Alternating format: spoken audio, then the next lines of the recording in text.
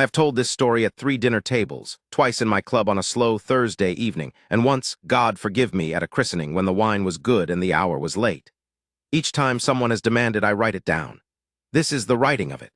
My name is Edmund Fairley, Lord Fairley of the Harwick estate, and I have known Crispin Vane, the most feared Duke of Ashbourne, since we were boys at the same tutor's knee in Devonshire. I know him better than his own valet, better than his horses, better, I think, than he knows himself. What I am about to set down is the precise account of how the most feared man in 3 counties became, over the course of one Michaelmas season, the most willingly conquered. It began, as so many disasters begin, in a lawyer's office. Crispin had invited me along because he required a witness, and I had agreed because I required something to do. He had business on Holborn, a matter of a disputed entailment, some minor clause in a neighboring estate's deed that touched Ashbourne land, and the solicitor's rooms were on the 3rd floor above a printer's shop on a narrow grey street that smelled of lamp oil and cold, damp stone. We arrived punctually. We climbed the stairs. And we were told, with no small degree of apology, that the solicitor was currently engaged with another matter on the floor above, a creditors' assembly, in the larger room that the building's owner let by the hour for such proceedings, and that we might wait in the anteroom below or join the corridor outside. Crispin did not wait well. In 27 years of friendship, I had never once seen him sit quietly, while another man's clock governed the hour. "The corridor," he said, and we went upstairs. The large room on the 4th floor had its door half open to allow air. It was a warm day for October, the sort of false warmth that makes London think itself Mediterranean for precisely 48 hours before November arrives and corrects the error. Through the gap I could see a long table, a number of men in dark coats arranged along one side, and a slight figure seated opposite them on a single hard chair, the way a prisoner sits before a bench. I thought for a moment that she was a servant called to give evidence. Then I looked more carefully. She was perhaps 22 or 23, with hair the color of amber pinned in a simple knot at the back of her head, some strands having escaped it to lie against her neck. She wore a gray wool dress that had seen better days but had been maintained with extraordinary care. It was pressed to perfection, the collar straight, the cuffs clean. Her hands were folded in her lap. Her back was very straight. Her face was entirely, completely composed, in the way that a person's face is composed when composure is the last weapon they have left, and they are determined to die with it in their hand. Crispin had stopped beside me. He was reading the scene the way he read everything, quickly, thoroughly, with no expression. The man at the head of the table was speaking. He was perhaps 60, with a red complexion and the particular satisfaction of a man who has waited for this moment for some months. His name, we learned shortly, was Baron Creel, a creditor of the older sort, the kind who accumulated other people's ruin with the patience of a glacier and the warmth of one. He wore a coat that was conspicuously expensive and slightly too tight at the shoulders, and he sat at the head of that table as though it were a throne he had earned. "The terms are agreed," Creel was saying. "Sir Alastair Hartley's debt to my consolidated interests totals £9,400. The estate at Hartley Grange has already been conveyed. The remaining settlement, as Sir Alastair himself has proposed, in writing with his seal, is the hand of his daughter, Miss Heroine Hartley, in marriage to the Baron within the quarter." I heard a slight intake of breath from the doorway. I looked at Crispin. His jaw had tightened. In the chair, the young woman, Miss Heroine Hartley, did not move. She did not flinch, did not lower her eyes, did not betray by the smallest tremor that she was aware of being disposed of, as though she were a parcel of land or a piece of plate. The only sign was a single very slight tightening of the fingers in her lap. That was all. The man beside Creel, a lawyer by his look, with the slightly apologetic posture of a man who knows he is doing something distasteful, but has persuaded himself it is merely technical, cleared his throat and said, "Miss Hartley, do you confirm your father's proposal?" She looked at him steadily. "My father," she said, in a voice that was quiet and entirely without theater, "is not in this room. I am. I would observe that the question of whether I confirm it is somewhat beside the point, since no one in this room appears to require my confirmation in order to proceed." There was a small silence. Creel's red face twitched. "The girl is impertinent." "The girl," said Miss Heroine Hartley with the same even tone, "is simply accurate." And then Crispin pushed the door open and walked into the room. I followed him because that is what one does. One follows Crispin Vane into rooms, and one watches what happens. He did not announce himself. He never announced himself. He had discovered early in life that his presence announced itself without any assistance from his voice. He was tall, broad through the shoulder, with dark hair that was always slightly longer than fashion quite approved, and a face that would have been handsome by any measure except that it communicated at rest, something so thoroughly unapproachable that most people forgot to notice the handsomeness and simply stepped out of the way. He was not cruel.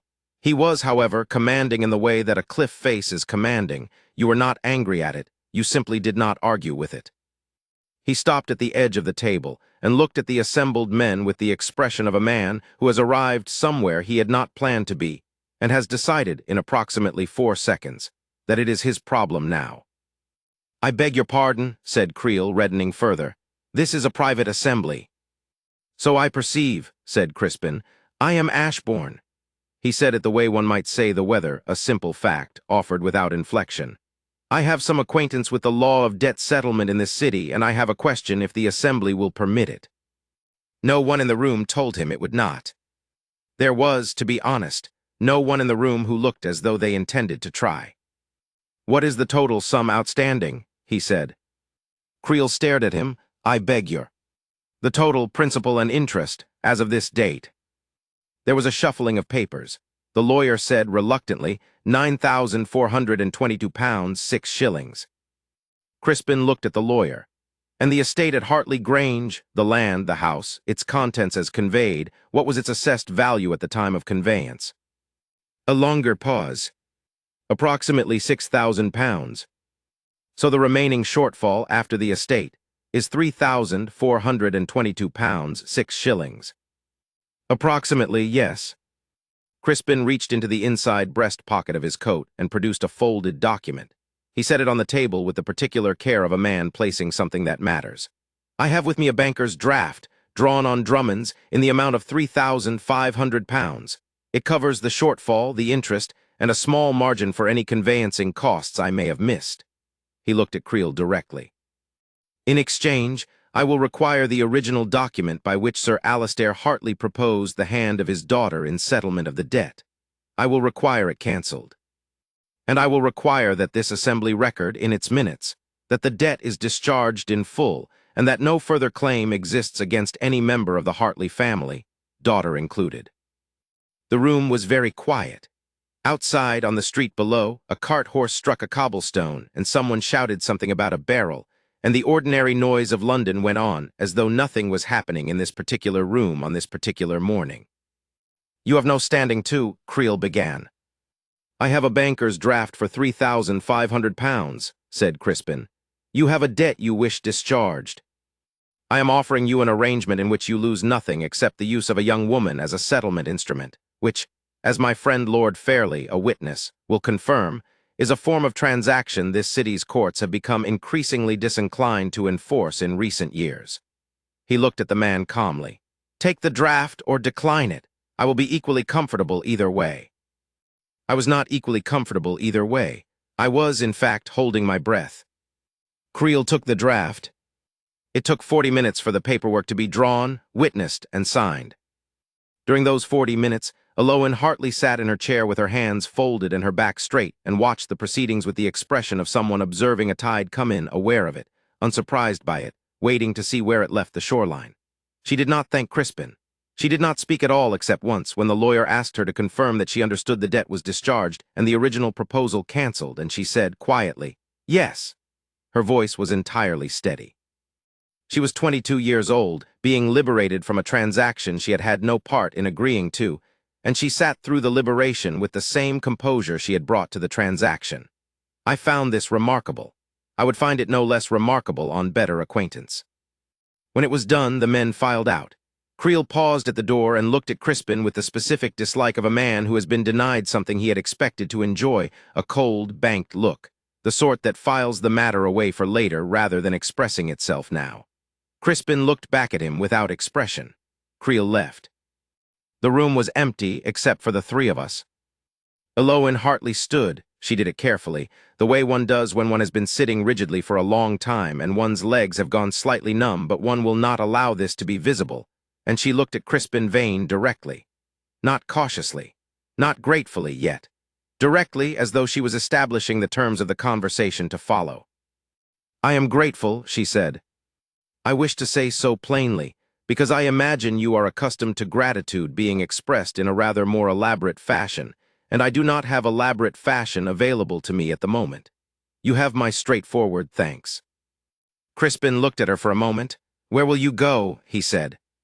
She blinked. It was, I believe, the first time anything had caught her off guard all morning.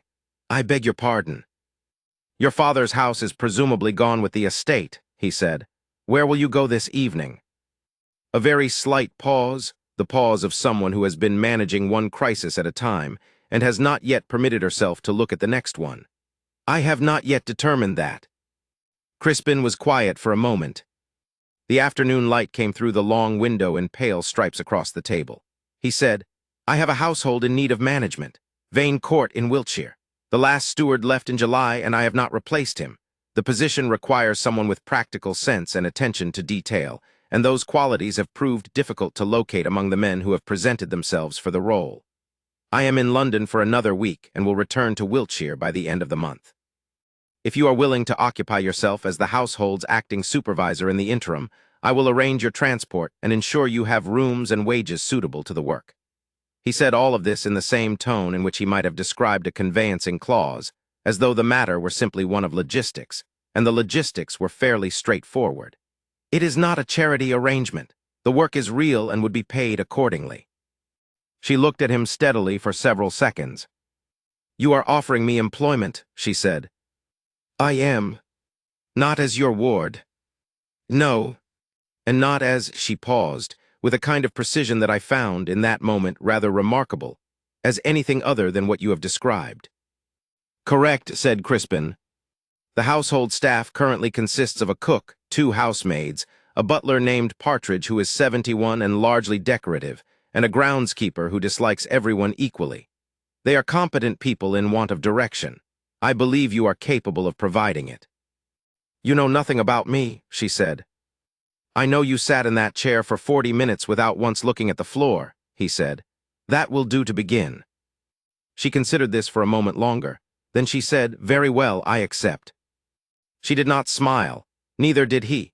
They shook hands as two people might who are concluding a business arrangement. Her grip, I noticed, was firm and brief, and that was the beginning of it. "I was there for all of this. I have omitted nothing. I include it because what came after cannot be properly understood without understanding how it started. Not with romance, not with longing, not with any of the soft machinery of sentiment. It started in a lawyer's room with a banker's draft and a handshake, and it was the most honest beginning to a love story I have ever personally witnessed. I traveled down to Vane Court in Wiltshire with Crispin the following week. He had sent word ahead that the household supervisor was arriving, and that she was to be accorded the same professional respect as any senior member of his staff. I know he sent this word because Partridge, the decorative butler, told me so, slightly scandalized, when we arrived at the door. Partridge had been with the Ashbourne household since before Crispin was born and had opinions about the appropriate hierarchy of such arrangements, and he had expressed these opinions to the cook, who had kept them to herself, which was the wiser course. Vane Court was an old house, late Stuart in its bones, with Georgian additions that had been imposed on it at various points with varying degrees of sympathy. It had good bones, excellent chimneys, 16 usable rooms, a kitchen garden in a state of mild neglect, and the particular atmosphere of a house that has been maintained adequately but not well, every surface clean, every curtain hung but nothing warm, nothing arranged as though it belonged where it sat, as though the house had simply assembled itself around its occupants rather than the other way around. Rooms that functioned without inhabiting, spaces that were used without being felt. Miss Hartley had arrived 2 days ahead of us. The drawing room, when we entered it, had been rearranged. The furniture was in the same pieces, but they had been shifted. The settee moved to catch the afternoon light from the south window, the writing table placed near the fire, 2 of the side chairs angled toward the hearth so that a conversation might take place without everyone sitting in a row as though waiting for a verdict. The curtains had been taken down, beaten clean of a season's dust, and replaced. There were flowers on the mantelpiece, late autumn things, rose hips and dried lavender and something with seed heads that I could not name, arranged in a plain ceramic jug without any fuss or pretension. The fire was lit. The room, I realized after a moment, was pleasant. It had not been pleasant before. It had been adequate. There is a large difference between the two. Partridge led us through to find her in the still room, going over the linen inventory with one of the housemaids, a girl named Dorset who had evidently been won over completely, because she was looking at Miss Hartley with the particular brightness of a young person who has found someone worth following. She was 17, Dorset, and had been at Vane Court since midsummer, and the previous steward had addressed approximately 4 sentences to her in all that time, none of them kind. Miss Hartley had, as near as I could tell from Dorset's manner, spoken to her as though she were a person of consequence, and Dorset had responded accordingly. Miss Hartley looked up when we entered. "Your Grace," she said to Crispin. "Lord Fairley." She had placed us both, apparently, from Crispin's description alone, which either meant he had been remarkably descriptive in his letter of introduction, or that she was simply very quick. I suspected the latter. "I have completed a preliminary inventory of the house and grounds. There is a summary on the desk in the study, written out in full, with a list of issues ranked by urgency. The kitchen requires new pans. The current ones are past mending, and the cook has been managing around them for what appears to be 6 months, which is considerably longer than should have been necessary.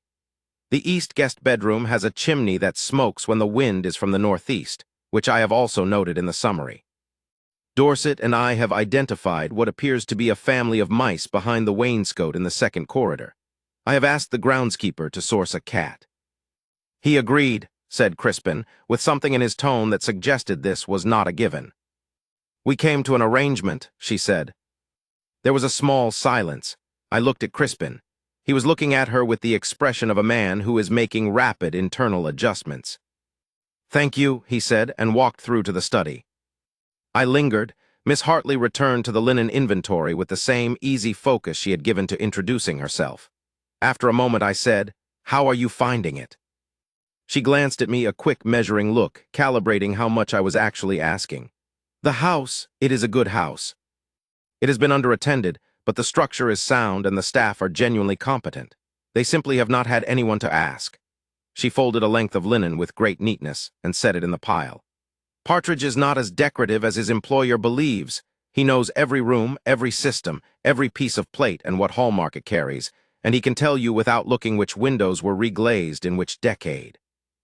He simply requires someone to ask him, and the previous steward apparently preferred not to."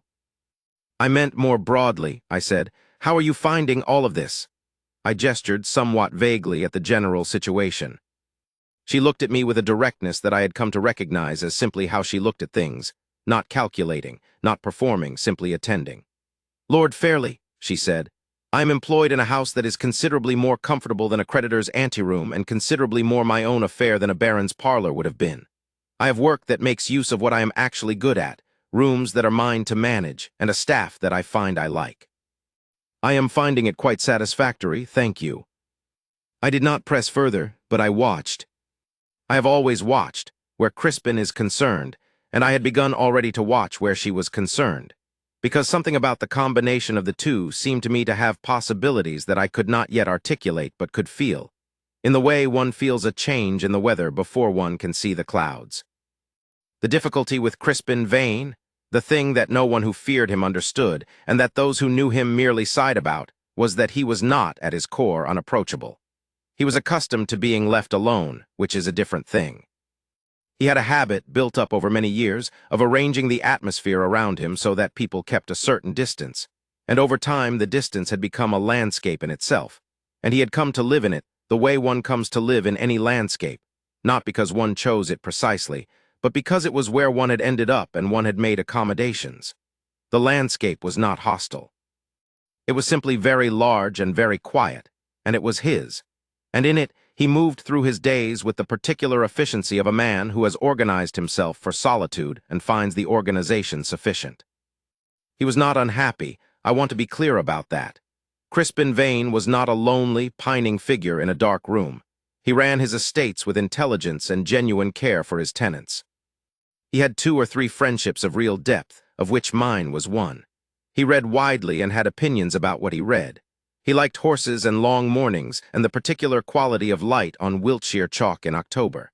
He was, by any honest accounting, a man who had made a life.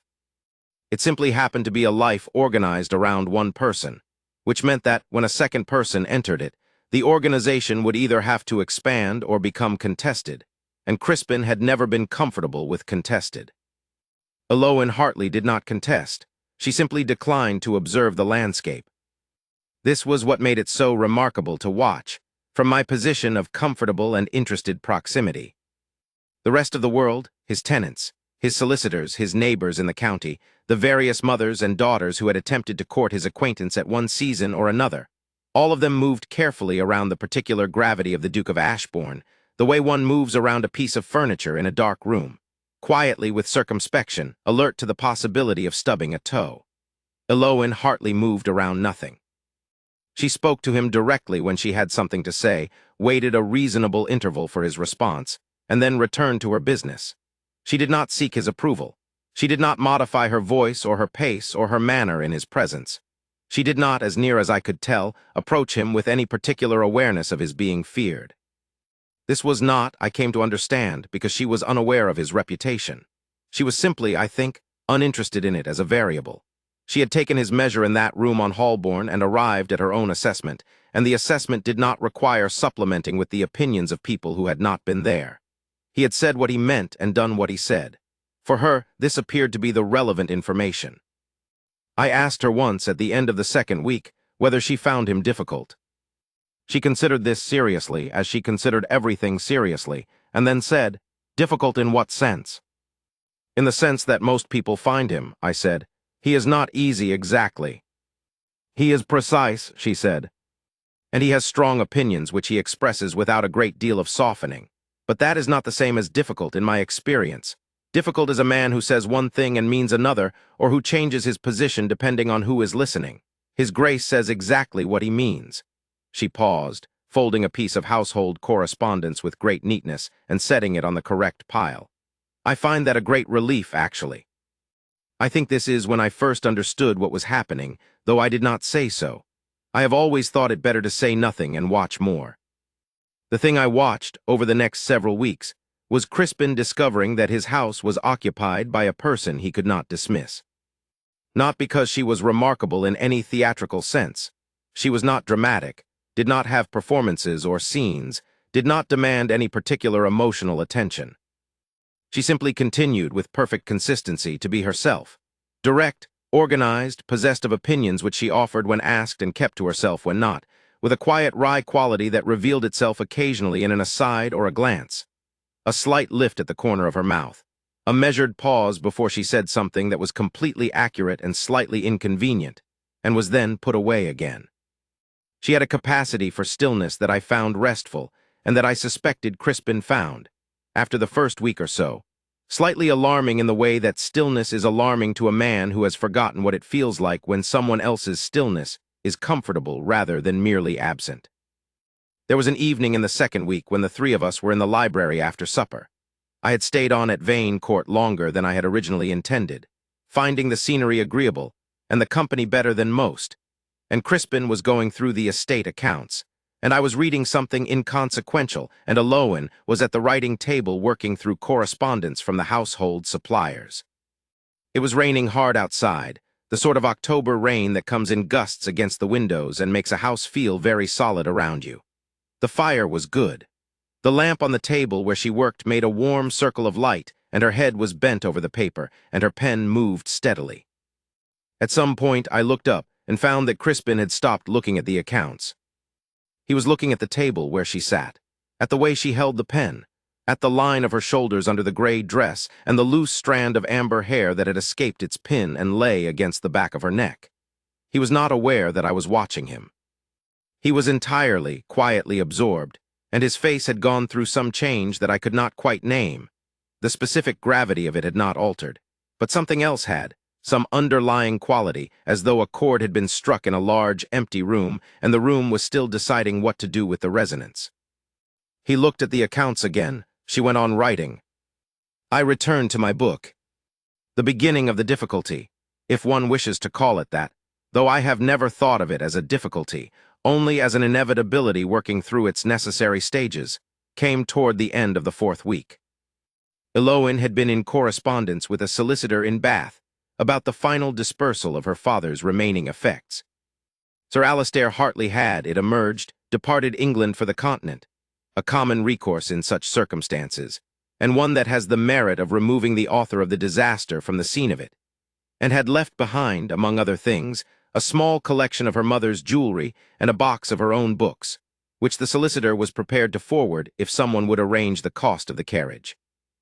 She had mentioned this to Partridge in the course of a discussion about the household accounts, and by one of those means by which information travels instantly in any small household, invisibly, entirely, and with the efficiency of a river finding low ground, Crispin was aware of it.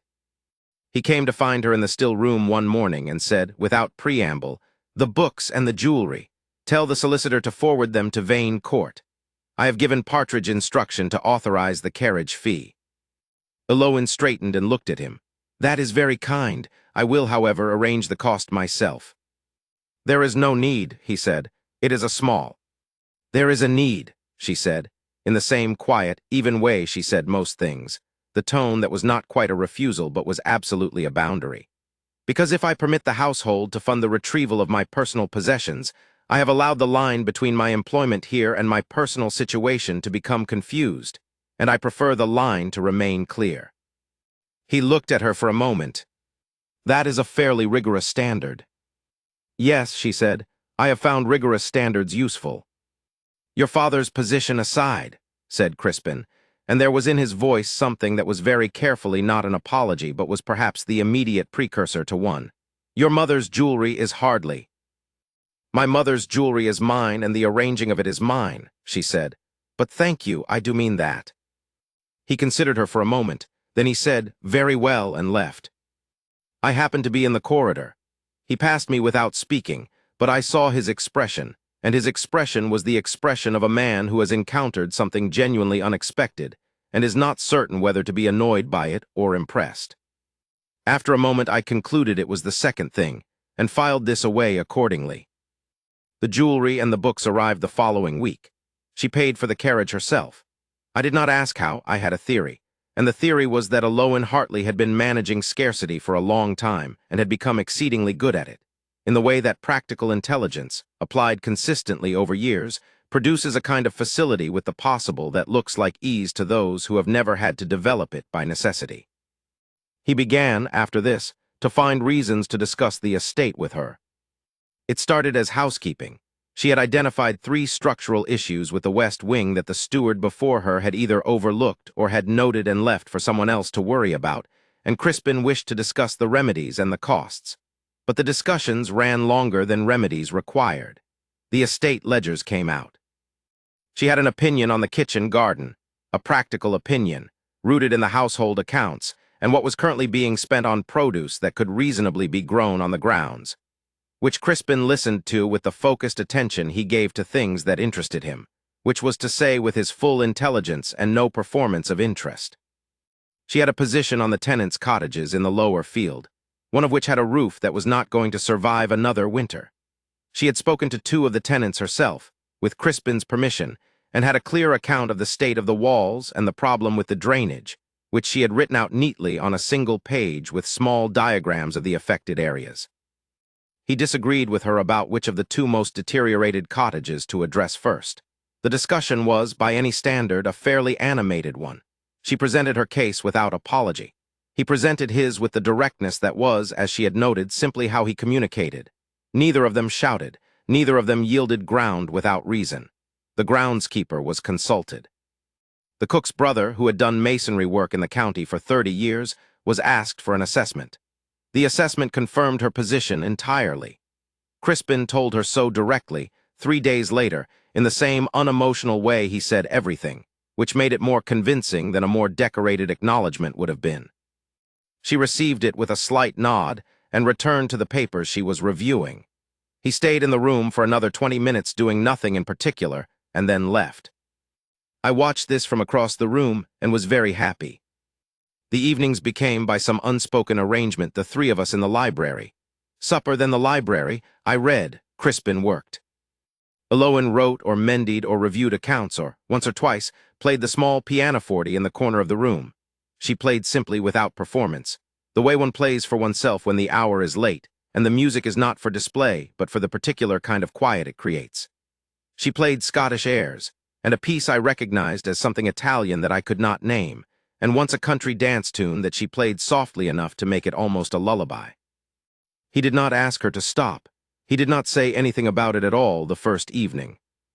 But I noticed that the estate accounts went unread for some minutes while she played, and that his eyes went to the corner of the room where she sat and stayed, and that when she finished and closed the lid of the instrument and returned to her chair, there was a brief moment in which he did not immediately return to the papers, but sat looking at the middle distance with an expression that was simply, quietly, not alone.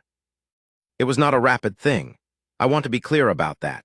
It was a slow thing built of many small evenings and many ordinary exchanges, many practical discussions about chimneys and kitchen accounts and the health of a roof in winter, many silences in which two people sat comfortably in the same room and both knew it.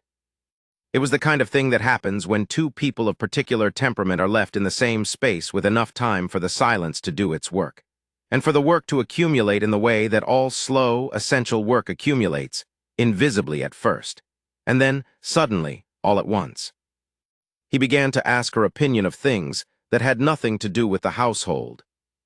A letter from his solicitor in London regarding a charitable endowment he was considering, the provision of a small lending library for the village school in the neighboring parish. He passed the letter to her one morning at the breakfast table with a formality that I think was partly habit and partly something he had not yet worked out how to do without. She read it carefully, set it down, and said, "The terms are reasonable, but the oversight mechanism is inadequate. If the trustee changes, there is nothing in here that binds the successor to the original intent. You should specify in the deed of gift that the terms survive a change of trustee and nominate a committee rather than a single person." He looked at the letter again. "You are right," he said, and wrote to the solicitor that afternoon incorporating her point exactly. He lent her a book. It was a history of the Venetian Republic, long and scholarly, and not the sort of thing one recommends casually unless one actually wishes to discuss it, which meant it was not a casual recommendation, whatever it was presented as. She returned it to him at the end of the week with 3 pages of notes she had made in a small, neat hand on a sheet of paper tucked inside the front cover, observations on the chapter dealing with the arsenal, questions about the source material for the 4th chapter, a correction of a date she had verified in another reference. He read the notes in the library that evening without comment. He kept the paper. I saw him place it in the drawer of the writing table. The book went back to its shelf. The notes did not go with it. I noted this, I note everything. The following Thursday it rained so hard from morning to evening that no one went out at all, and the 3 of us were confined to the house in the particular comfortable captivity of a wet country day. Crispin worked in the study until midday, at which point he appeared in the library where Aloan and I were both reading and asked, with the air of a man raising a topic he had been considering for some days and had decided to raise now simply because the opportunity presented itself, whether she had an opinion on the chapter concerning the fall of the Council of 10. She looked up from her book. Which argument in particular? The claim that the Council's decline was primarily economic rather than political, he said, sitting down in the chair across from her. I have always found it unsatisfying. The political dimension seems to me prior. It depends on what you mean by prior, she said, setting her own book aside with the particular ease of someone who is equally comfortable with the book and without it. If you mean logically prior, the economic collapse as a consequence of political failures rather than their cause, then yes, I think you are right. But the author's claim is weaker than that. He is saying simply that you cannot explain the political events without first accounting for the economic pressure, which is a narrower position and not wrong on its own terms. Crispin looked at her. You have read the secondary literature.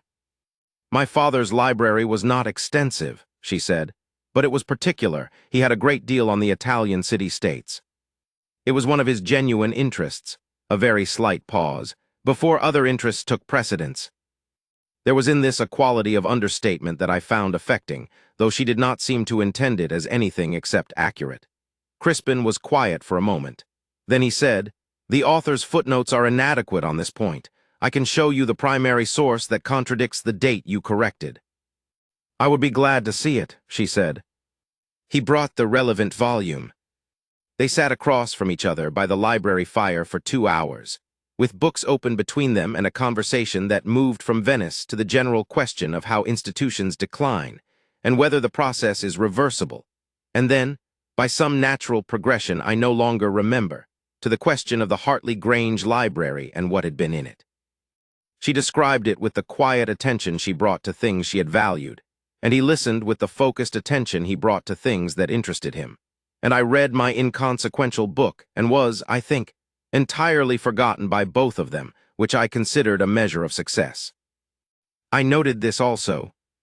There was an afternoon in November, the light going early, the garden bare and the hills beyond the estate showing their chalk through the thin winter grass, when she was cutting the last of the rosemary in the kitchen garden for the cook's winter stores. He came out to find her for some practical reason that I have entirely forgotten, and he stood for a moment in the gray afternoon light watching her work. The focused, practical way she worked, without waste of any kind, and did not say the practical thing at all. He said, "Are you well? Here I mean. Are you is this?" And then he stopped because he was not, as a rule, a man who left sentences unfinished, and the unfinished sentence hung in the cold air between them with a visibility that neither of them pretended not to see.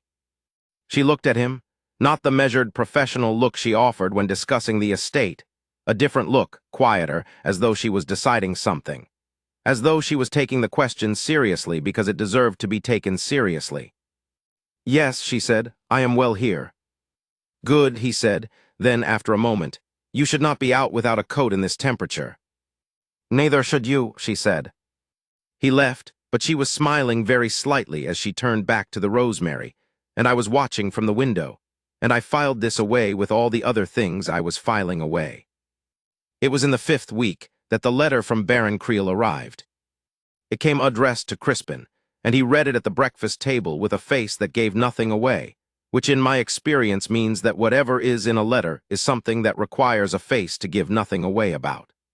I waited until after breakfast and then asked him plainly what it said, because in 27 years of friendship I have always found plain asking to be the most efficient method.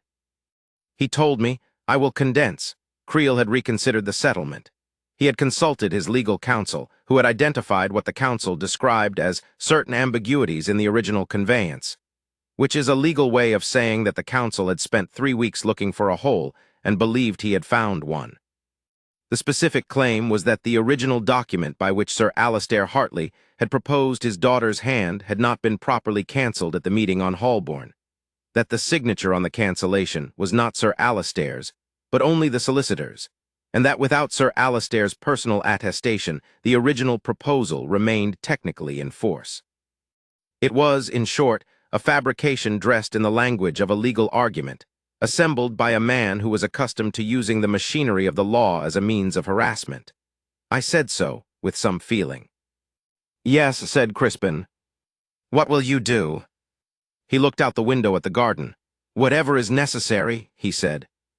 He said it in the tone he used when he had already decided, and was allowing the conversation to believe it was catching up. He did not tell Heroine about the letter. I asked him why that afternoon, and he said, "Because she has spent enough of her life sitting straight in chairs while men arrange things over her head. I will deal with Creel's solicitor. When it is resolved, she will know everything, not before."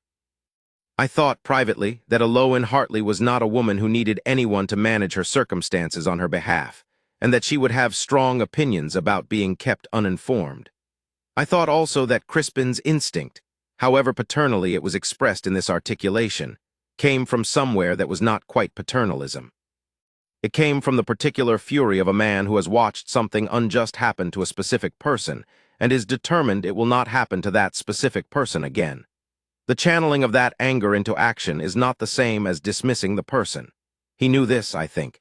He had simply made a mistake in the ordering of things. He wrote to Drummond's. He wrote to his own solicitor.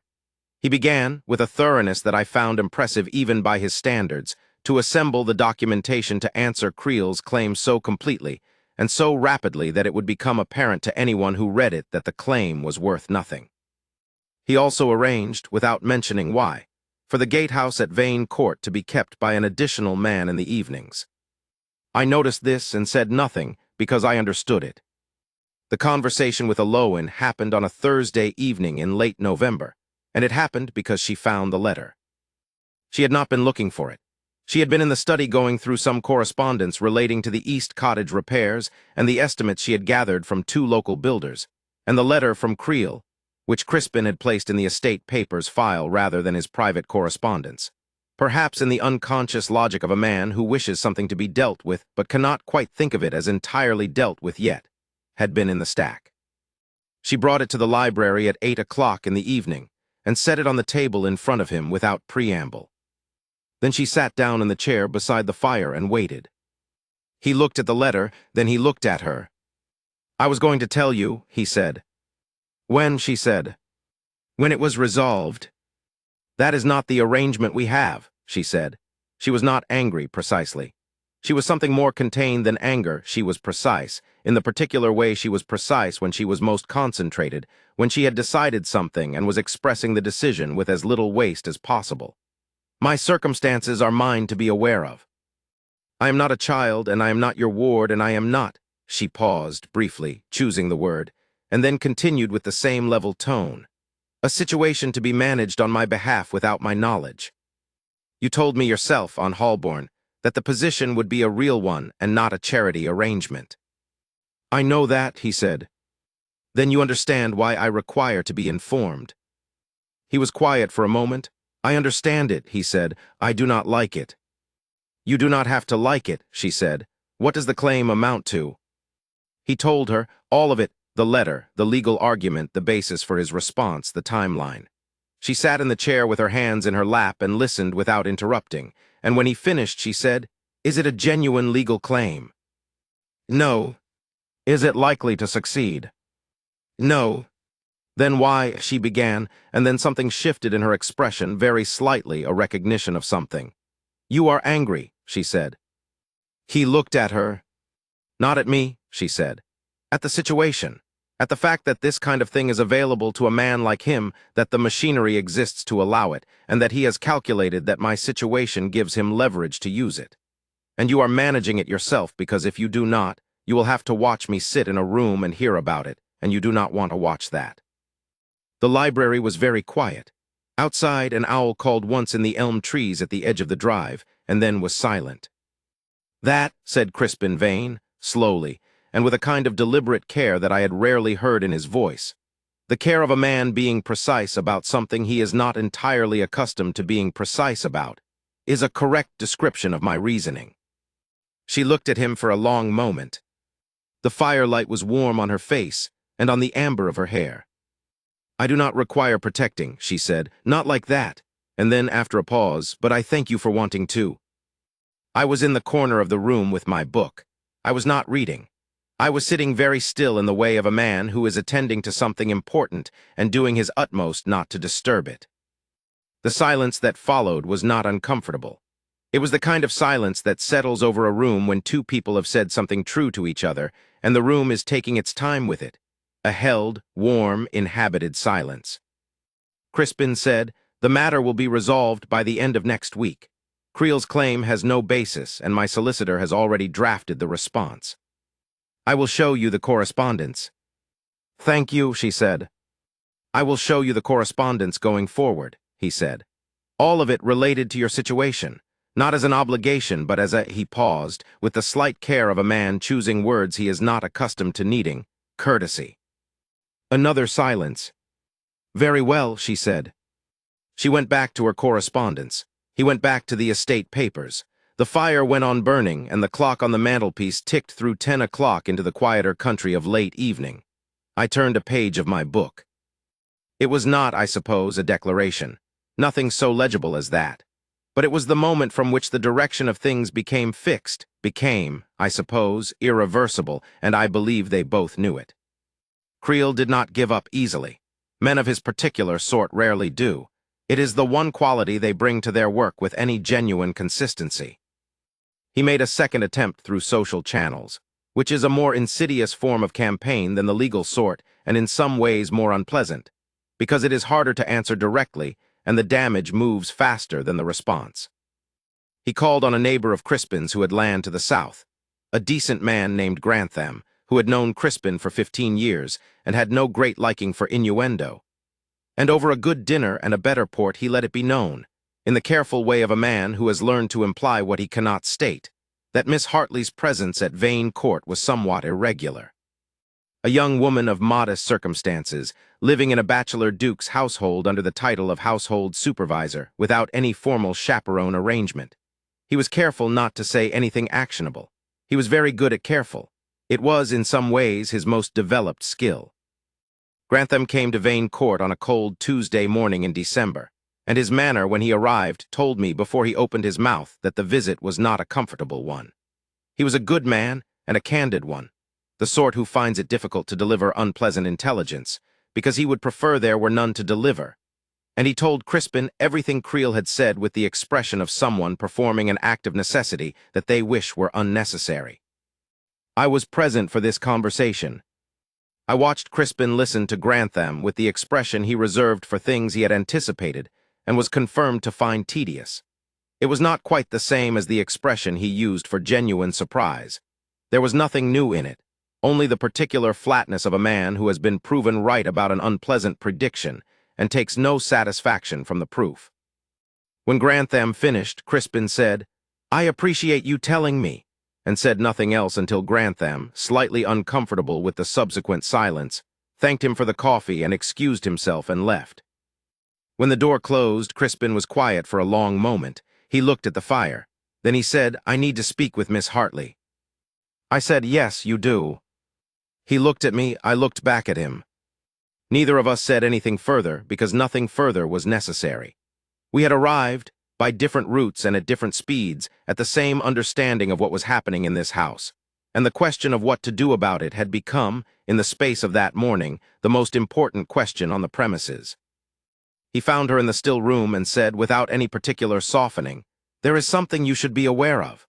He told her what Grantham had reported, word for word, with the directness she had asked of him, and that was, in any case, simply how he communicated. She listened with complete attention and no visible reaction until he had finished. Then she said, "He is not wrong that the arrangement is irregular." "He is wrong about what he implies," said Crispin. "Yes," she said, "but implication is difficult to counter because it does not occupy space where it can be refuted. It simply circulates." She was quiet for a moment. "What are you proposing?" He was quiet for a moment that was longer than his pauses usually were. He said, "I am proposing that you have a choice." He said it very carefully, as though the words had been assembled beforehand, and he intended to deliver them in the right order. "The first choice. I can arrange for a respectable older woman from the county to take up residence here as a companion. That resolves the social irregularity cleanly, and the arrangement continues as it is. The second choice. You may choose to leave the position, with a full character reference and whatever assistance I can provide in placing you in a suitable situation elsewhere. You have already demonstrated more than enough competence to secure excellent employment, and I would make that case to anyone who asked." He met her eyes. "The third choice is that I could ask you to marry me, in which case the irregularity would become irrelevant, Creel's position would become entirely untenable, and the question of your circumstances would be settled permanently." He held her gaze. "I want to be entirely clear that the third choice is not an obligation and is not a transaction. It is not a solution to a problem, offered because a problem exists. It is a question, asked because I wish to ask it, and because I have wished to ask it for some weeks. You may answer it in whatever way is most true to you, and I will regard any of the three answers as equally valid and act accordingly." Eloin Hartley stood in the still room with a jar of dried lavender in one hand, and looked at the most feared Duke of Ashbourne for a very long time. He was not comfortable during this interval, though he did not show it. I know this because he told me afterward, with more honesty than he usually allowed himself about the interior weather. He said he had stood there with the specific quality of stillness of a man who has said what he means, and is waiting to discover whether it was wise. She said, "I want to ask you something first." "Yes," he said. "When you walked into that room on Holborn," she said, "what made you stop?" He was quiet. "Because it was not only the debt," she said. "You could have found legal arguments after the fact if the conveyance had already been completed. You chose to stop it in the room while I was sitting there. I want to know what made you stop it then." He said, "Because you were sitting in that chair."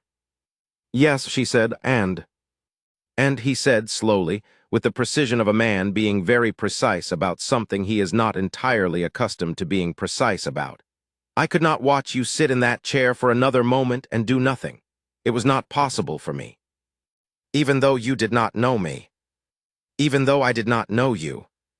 She considered this, and now you know me. Yes, he said. She put the lavender down on the shelf behind her. She said, the third choice. He looked at her for a moment. He said, are you certain? She said, Your Grace, I have sat in a great many rooms and listened to a great many men make decisions about my situation. This is the first time one has put the decision in my hands. I am not uncertain about how I wish to use it. He proposed formally the following evening in the library after supper in front of me, which was, I believe, a deliberate choice on both their parts, since it meant that what passed between them was witnessed and settled and real, with someone of standing present who could not be argued with afterward. He asked. She accepted. There was no performance about it. It was, like all the best things between them, simply honest. He took her hand, the first time in all the weeks of this that he had touched her, and held it for a moment, and she looked at him with the direct, decided look she used for things she had chosen completely, and the room was warm and quiet around them, and that was the shape of it. Creel received a letter from Crispin's solicitor the following Monday. The legal claim was addressed point by point in 8 paragraphs of impeccable documentation, each point sourced and each ambiguity closed. An additional private note from Crispin to Creel communicated that any further action against Miss Hartley's person, reputation, or situation would be met with the full resources of the Ashbourne title and estate, and that those resources were now permanently and irrevocably committed to that defense. Creel made no further attempt. The matter was closed in the clean way that matters close when the person on one side has unlimited resources and the clear intention of using them. The engagement was announced in December, at a winter gathering at Grantham's house with perhaps 30 of the county's families, the sort of evening full of small talk and warmed wine, and the general comfortable buzz of people who have known each other for years. Crispin had always found such evenings unnecessary. He now found this one, for the first time, useful. He arrived with Heroine. He introduced her. He said to anyone who asked, with the same flat certainty he used for all things, "My betrothed, Miss Hartley." Not Miss Hartley who was previously in his employ, not Miss Hartley whom some of them had heard discussed. Miss Hartley, full stop, his betrothed, the matter closed. I watched the room recalibrate. I have rarely seen a room recalibrate quite so completely in quite so short a time. There were some people who had found Creel's insinuations credible, because insinuations always find their way into credibility through repetition, and the inclination of people not to think carefully enough about their sources. There were some who had thought the Duke of Ashbourne unlikely to make this particular choice, because he had never in 15 years of social life shown any inclination toward any choice of the kind. And there were some who were simply surprised, the way one is surprised when something one had not considered as a possibility becomes, suddenly, an accomplished fact. He was not interested in what they thought. This was not new. What was new was that Heroine stood beside him with exactly the same composure she had had in the lawyer's room on Holborn, straight-backed and direct-eyed and quietly, utterly herself, and received the recalibration of the room without either performing for it or shrinking from it. She was introduced to people, and she spoke to them warmly and answered their questions simply, and was, I noticed, rather quickly liked, because people who say what they mean and do not perform tend to be liked when they are also kind, and she was both without apparent effort. Mrs. Grantham, a woman of strong opinions and generally sound ones, came to stand beside me at the punch table late in the evening and said, "She is remarkable." "Yes," I said. "I would not have expected him to find someone like that," she said. "No," I said. "Neither, I think, did he." They were married in February, in the old church at the edge of the Vane Court estate, in a ceremony attended by perhaps 40 people, tenants and county neighbors, and a few friends of longer acquaintance, Partridge and Dorset and the cook, who had been given the morning off and had come of her own accord and stood in the back pew with a very determined expression, as though she had decided this conclusion was right and intended to be present to witness it. It was a cold, clear morning, the kind of morning where the light off the snow is so sharp and bright it makes everything look slightly more real than usual, as though the world has been cleaned overnight in preparation. Heroine wore a pale silver-gray dress that suited her in a way I could not have described before seeing it and could not stop seeing once I had. She did not wear most of her mother's jewelry, only one piece, a small garnet brooch at her collar, which I had seen once before in a portrait in the East Corridor at Vane Court, pinned to the collar of a woman who looked very much as though she might be her mother, painted perhaps 30 years ago. She had brought something of her own into that church. Not borrowed, not given, not arranged by anyone else, her own. I found this in a way I cannot fully account for very right. Crispin was already at the front of the church when she came in. He was standing the way he stood everywhere, straight, contained, facing forward. He heard the door and turned, and his expression did the thing I had been waiting through 27 years of friendship to see it do. It opened. Not entirely. He was not a man whose face opened entirely, and would not have been even then. But it opened enough. It opened the way a window opens on the first warm morning in May after a long winter, just enough to change the quality of the air in the room, to make the light feel different, to make you aware that something has shifted that is going to change the character of the days going forward. And he watched her come toward him down that cold, clean aisle with the particular attention of a man who is looking at something he intends to see for the rest of his life, and is beginning to understand, with some feeling, what that will mean. She took her place beside him. He held out his hand, and she put hers in it, and he held it without any fuss or ceremony, simply held it as though it was where it belonged and had been for some time, and he was simply acknowledging this fact. The ceremony was short and unhurried. He said what he was required to say in a clear, unhesitating voice, the way he said everything he meant. She said what she was required to say in the same even, untheatrical tone she used for all things, and meant all of it. I could tell. Because I had spent enough weeks watching her say things, she meant to know the difference from things said by rote or convention. There was a moment during the ceremony that I do not think was visible to most of the room, but that I caught because I was watching for exactly this sort of thing. The vicar was speaking the words about cherishing, and Crispin looked at her, not at the vicar, not at the congregation, not at the stone floor or the high windows or any of the approved objects of one's gaze during a marriage ceremony. He looked at her. And she, who was looking at the vicar with the attentive courtesy she brought to all proceedings, felt this, as one does, and turned. Their eyes met. She held his gaze for a moment with the same direct, clear attention she had brought to everything since the first morning in that lawyer's room. And then she looked back at the vicar, and he looked back at the vicar, and the ceremony continued. I will not pretend this was anything other than what it was. When the vicar pronounced them married and Crispin put the ring on her finger, she looked up at him with the direct, decided look she had given him in the still room. The look that meant she had arrived at something she had examined from all sides and found to be true. And he looked at her with the open expression I had seen when she came down the aisle. And there was a moment, just a moment, where the rest of the church and the cold white morning and the gathered witnesses and the 40 years of the two of them, past and future, all receded to the edges of things, and I was watching two people who had arrived at the same understanding, and were in clear, quiet agreement about what it meant and what it would go on meaning. I have been at many weddings. I have been best man at 2 and have wept at one other, at a funeral I will not describe here. I am not a sentimental man. The February light in that church was remarkably bright. They went to Vane Court afterward. She had organized the household for the reception, naturally.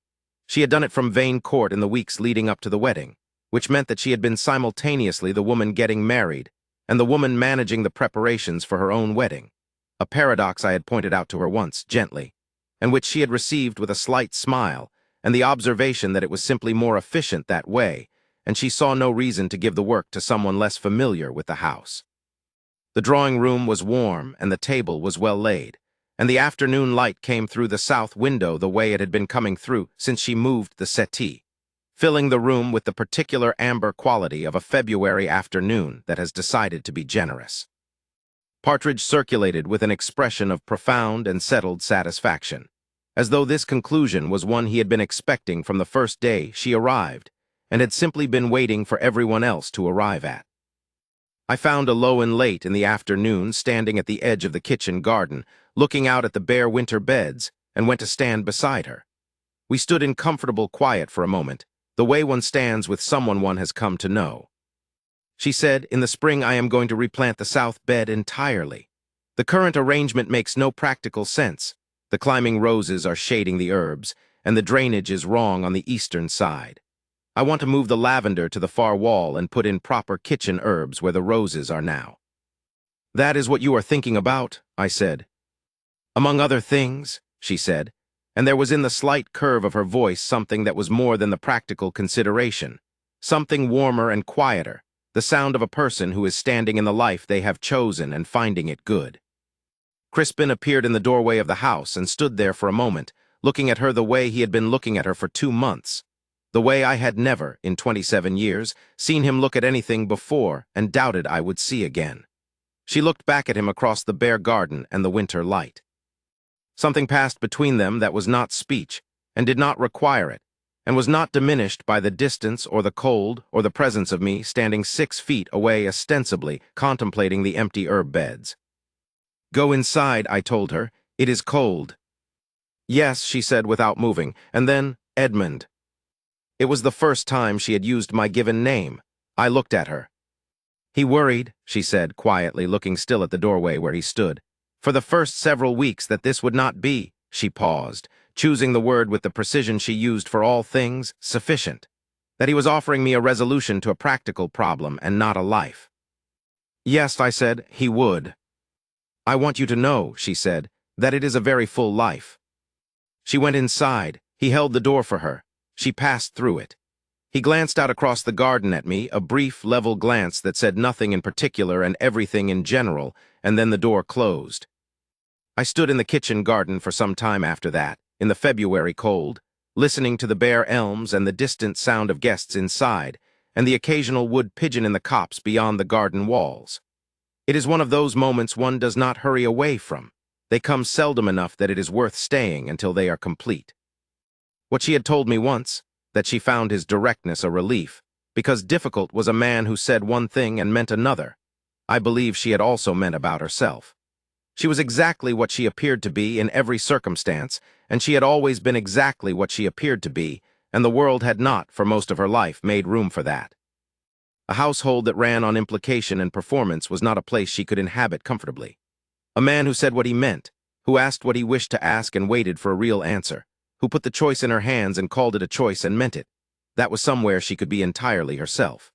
And a woman who was entirely herself was, as it turned out, precisely what that large, quiet house inside Crispin Vane had been waiting for without knowing it was waiting. I eventually went inside, because it was cold and there was a good fire and a house full of people, and there was no good reason to stand in a bare garden in February when one had such excellent alternatives. Partridge, who happened to be passing through the hall with a tray, gave me a look of such complete and settled approval, not of me specifically, but of the general state of affairs, of the way the afternoon had gone and the way the house now stood, and the way the rooms sounded with people in them, that I almost told him he had been right about all of it from the beginning. I did not, because he already knew, and men like Partridge do not require one to say aloud the things they know. They simply know them and carry them quietly and wait. The last evening I spent at Vane Court that February, after the guests had gone and the house had quieted to its ordinary sounds, I was in the library waiting for my carriage to come round for the drive back to Harwick. The fire was low. The room was dim. Through the open door I could hear, from the direction of the drawing room, the sound of the pianoforte. She was playing the way she always played, not for display, not for anyone's approval, simply playing, the way one does in the late quiet of an evening in a house that has become one's own. And then, after a moment, I heard his voice. He was not singing. Crispin Vane cannot sing, a fact his friends have made peace with as they would make peace with any permanent natural feature of the landscape. But he was speaking, quietly, in the low tone I had come to associate with things said when one has no audience except the right person. I could not hear the words across the corridor and through the half-open door. I did not need to hear the words. I collected my coat. I let myself out through the hall and told the footman to pass my thanks on to the household. On the road home through the dark February countryside, with the stars very clear above the bare chalk hills and the carriage lamp making a small, warm point of light against the dark, I thought about the room on Holborn, and the girl who had sat straight in that hard chair for 40 minutes, and the man who could not watch it for another moment. I thought about a banker's draft and a handshake. I thought about a house that had been adequate and became, over the course of one Michaelmas season, inhabited. Some stories begin in extraordinary places. This one began in a room that smelled of lamp oil and cold, damp stone, with a debt discharged and a question offered and answered honestly, between two people who said exactly what they meant and meant exactly what they said, from the very first word to the very last. I have always thought that was the best kind of beginning. It made, in the end, the very best kind of life.